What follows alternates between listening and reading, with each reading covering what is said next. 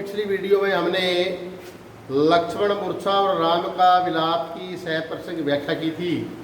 आज उसी कविता पर आधारित अभ्यास के प्रश्न उत्तर करने जा रहे हैं और मेरा दावा है कि जो मैं प्रश्न आपको समझा रहा हूँ वार्षिक परीक्षा में इस अगर कोई क्वेश्चन आएगा इन क्वेश्चन से बाहर कोई नहीं आएगा। ध्यान दीजिएगा। पहला प्रश्न है, शोकग्रस्त माहौल में हनुमान के अवतरण का मतलब आने को करुण रस के बीच वीर रस का आविर्भाव क्यों कहा गया है। ये कहना चाह रहा है कि एक तरफ से शोकग्रस्त माहौल था, राम बुरी तरह एक सामान्य मनुष्य की तरह विलाप कर रहे थे और उस माहौल के अंदर हनुमान जी जब संजीवनी बूटी लेकर के आए तो ऐसा लगा कि करुण रस के बीच वीर रस प्रकट हो गया हो, वीर रस का आगमन हो गया हो। ऐसा क्यों कहा गया? जो वैद्य था सुसेन, वैद्य तो डॉक्टर, पहले डॉक्टर होते थे, तो जो वैद्य सुसेन ने बताया था कि सवेरा होने से पहले संजीवनी बूटी मिल गई तो लक्ष्मण बच सकता है, नहीं तो उसकी मृत्यु हो जाएगी। उस वैद्य ने बताया कि अगर सवेरा होने से पहले अगर संजीवनी बूटी आपको मिल गई तो लक्ष्मण बच सकता है, वरना इसकी मृत्यु हो जाएगी। आधी रात बीत चुकी थी और हनुमान अभी लौट करके नहीं आया था। सारी जो भालू और जो वानर सेना थी वो घबराई हुई थी कि अगर हनुमान जी नहीं आए तो लक्ष्मण की मृत्यु हो सकती है, ये सोच करके घबरा रहे। और श्री रामचंद्र भी बार बार लक्ष्मण को देख करके जो है रो रहे थे। इसी बीच हनुमान संजीवनी जो है वो बूटी लेकर आ गए। हनुमान को देख करके राम के विलाप में आशा और उत्साह का संचार हो गया। यानी कहने का मतलब है जहां पर दुख भरा वातावरण था, शोकग्रस्त वातावरण था, वो आशा और उत्साह का वातावरण बन गया। सारा वातावरण शोक की बजाय एकदम जो है वो वीर रस का हो गया। अब प्रश्न नंबर दो कह रहा है कि लक्ष्मण मूर्छा और राम विलाप शीर्षक कविता का मूल भाव स्पष्ट कीजिए। ये कहना चाह रहा है कि इसका मूल भाव क्या है, इस कविता क्या दर्शाती है, इसका उद्देश्य क्या है। लक्ष्मण मूर्छा और राम का विलाप कविता के आधार पर श्री राम के विलाप का वर्णन कीजिए। यानी कि श्री राम का जो है हमने वो वर्णन करना है। उत्तर देखिए, इसका उत्तर देखना। इसमें कवि ने लक्ष्मण के मूर्छित हो जाने पर, जब लक्ष्मण मूर्छित हो गया, उसका बड़ा भाई जो श्री राम जी थे उसका विलाप का वर्णन किया है।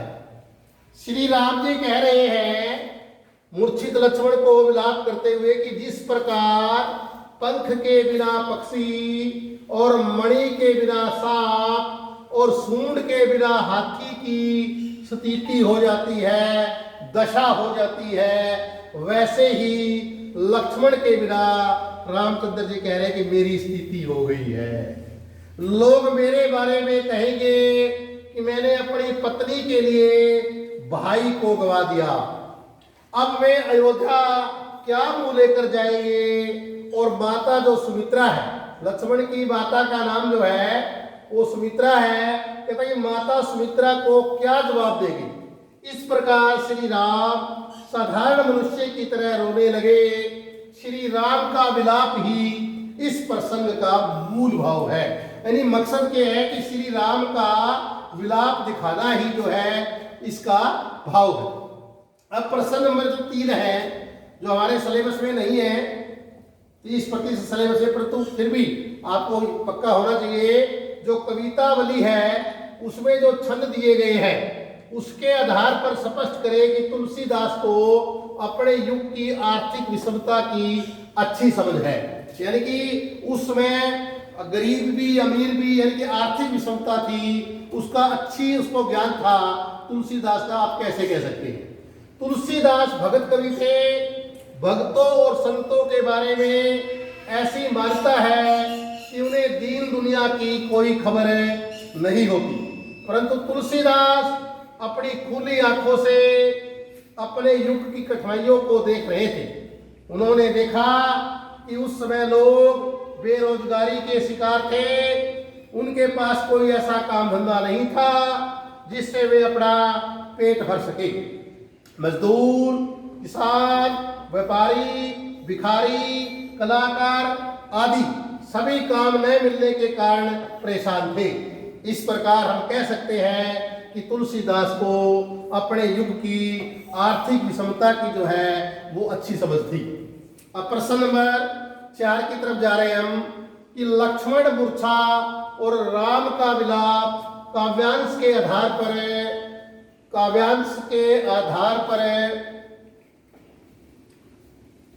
ये कह रहा है, लक्ष्मण मूर्छा और राम का विलाप काव्यांश के आधार पर भ्रातृ शोक मतलब भाई के दुख में विहल मैंने व्याकुल राम की दशा को अपने शब्दों में व्यक्त कीजिए। ये प्रश्न वार्षिक परीक्षा में इस प्रकार आया था, परंतु इसका उत्तर अभी हमने जो पढ़ा कि राम का विलाप का वर्णन करें, तो वो प्रश्न नंबर 2 का उत्तर ही आएगा इसके अंदर। अब प्रश्न बहुविकल्पी प्रश्न उत्तर हम करने जा रहे हैं। इसके बड़े इंपॉर्टेंट प्रश्न है। हनुमान जी संजीवनी बूटी लेकर आए तो कवि ने करुण रस में किस रस के समावेश की कल्पना की है, यानी करुण रस में किस रस को माना है, तो इसका उत्तर आएगा वीर रस। श्री राम का विलाप सुनकर कौन विकल हो गए? वानर। लक्ष्मण की दशा देखकर साधारण मनुष्य की तरह कौन विलाप करने लगा था? राम। सहु विपिन हिम आतम बाता, यहाँ बाता का क्या अर्थ है? बाता का अर्थ है हवा, इसका उत्तर है हवा। श्री राम का प्रलाप सुनकर के वानर समूह कैसा हो गया? विकल हो गया। ये कह रहे हैं कि सहु विपिन हिम आतम बाता, पहले वाला में बाता का अर्थ कुछ रखा है, अब की बार ये कह रहे हैं आतप का क्या अर्थ? आतप का मतलब है गर्मी, ये गलत लिखा हुआ है यहाँ पर, या हम लिखेंगे गर्मी। फिर कह रहा है अस्कई आयशु पाई पद बंधी चले हनुमत, यहाँ आयशु का मतलब था आज्ञा पाकर, हनुमान जी श्री भरत की आज्ञा पाकर के वे चल पड़े। अब आगे देखिएगा प्रश्न नंबर 8।